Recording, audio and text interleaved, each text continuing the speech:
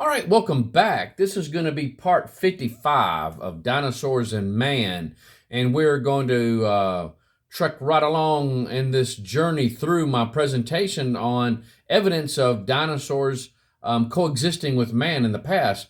I want to go back to something that I brought up on the previous video. If you'll notice on the screen here, notice in the yellow there that this gentleman here was talking about dinosaurs being extinct before man appeared on the earth. And notice that he said 12 million years.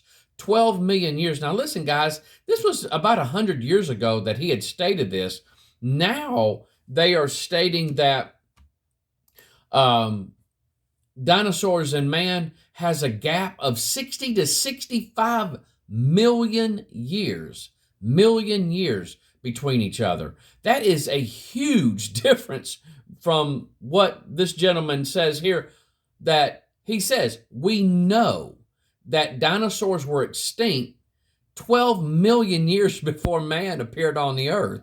And so nowadays it's 60 to 65, but he says it with such authority, just like they say that the 60 and 65 million years, they say it with such authority. And how I get bashed, guys, I get bashed all the time.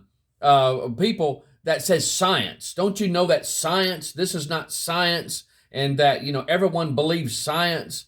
And look how they changed their theories. From 12 million years all the way up to 60 to 65 million years plus. And so give them some time; they'll change it again. Just like if you'll notice on the screen again, notice at the very top of this chart, they said the evolution of humans is 1.8 to what? 6 million years ago. I mean, what a big change in time. They give us big, broad time span. That's a lot of time because, as I've stated before, it didn't happen. So that's the reason why, again, it's a guess. It's a theory, the theory of evolution, or the guess of evolution. And so, but we are going to look at this bridge here. It's called the Kachina Bridge in Blanding, Utah. There's a carving that was done by the Anasazi Indians, 150 BC to 1200 AD. And right here is actually that carving. It's called a petroglyph. And we talked in the last video the difference between a pictograph and a petroglyph. A pictograph is a painting. A petroglyph is more of a scratching or a scarring or carving into the rock. And so that's what this is. But take a look at this. Look at it real close. If you'll notice that top picture there to the right, you see the head, and it's got a smile. It looks like it's smiling. You look real close there, you see almost like a smiling face.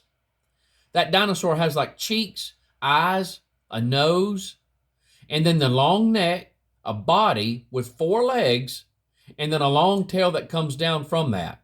Now, this petroglyph is about 4 feet long from head to tail. And this picture right here came from Vance Nelson's book, Dire Dragons, Untold Secrets of Planet Earth. Barnes and Pendleton, secular authorities on rock art of the Southwest United States, remarked about the petroglyph. There is a petroglyph in Natural Bridges National Monument that bears a startling resemblance to what? A dinosaur, specifically a brontosaurus. Now, we're going to talk about that here in just a minute, about that word brontosaurus, but with a long tail and neck, small head and all. Now, when it comes to the brontosaurus is actually the apatosaurus. The brontosaurus was incorrectly put together with a Camarasaurus type skull. Now, if you'll notice at the bottom of this picture, the bottom left hand, that's a Camarasaurus. Look at that skull there, kind of a short, stubby, rounded head. And so that's what they originally put on the body of this animal. And so, but the skull that they put on the animal had been found in a different quarry and in a different layer of strata. In 1975, the scientific community was shown evidence that the Apatosaurus had the same skull as a Diplodocus. So the name Apatosaurus was given and Brontosaurus was dropped. Now, this right here is an Apatosaurus. And so I have a number of Apatosaurus models here. So this is what this is here. Now, we're going to come back to this animal here when we start getting into the Congo swamps of Africa. We're going to talk about an animal that has been reported as still alive in that area. And so, but this is an Apatosaurus right here. This is what it looks like.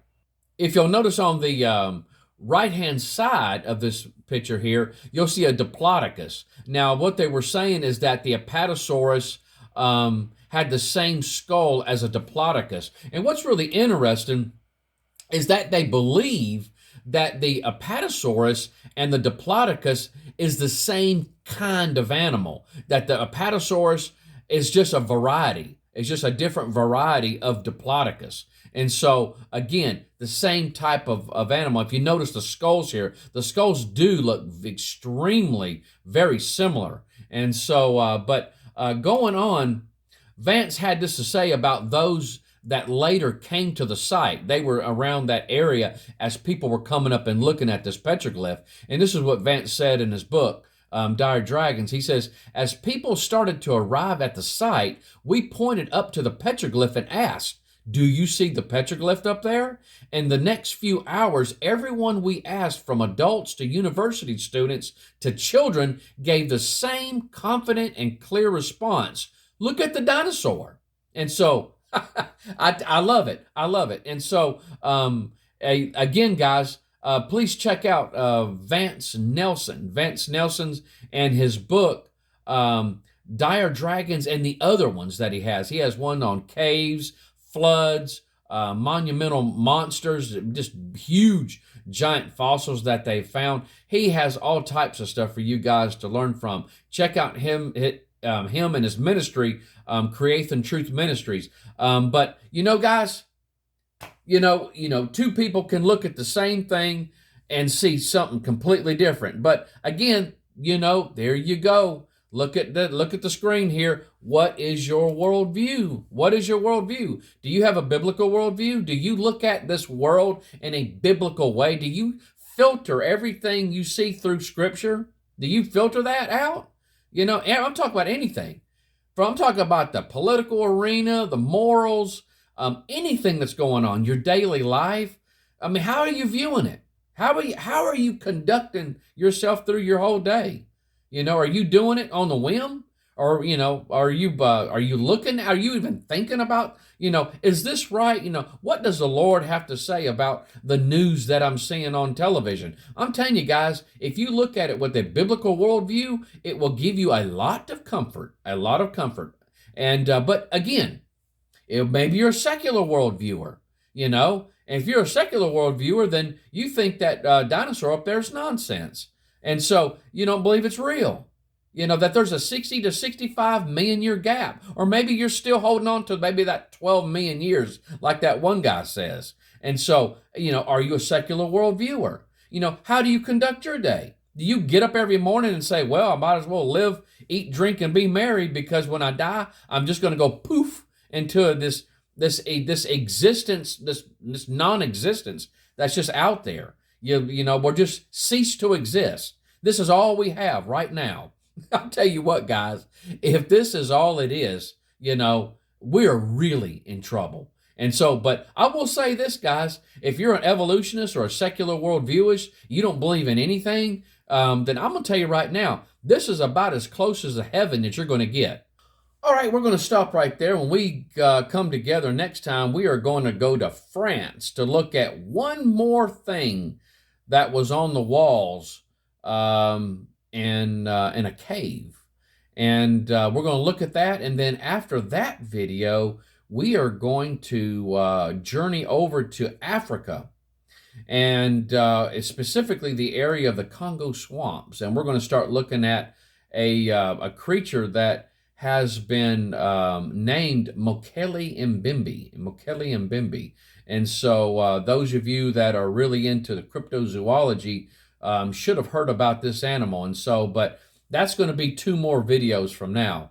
And so, but guys, I hope the Lord blesses you real good. I love you. Y'all have a great day. Bye-bye.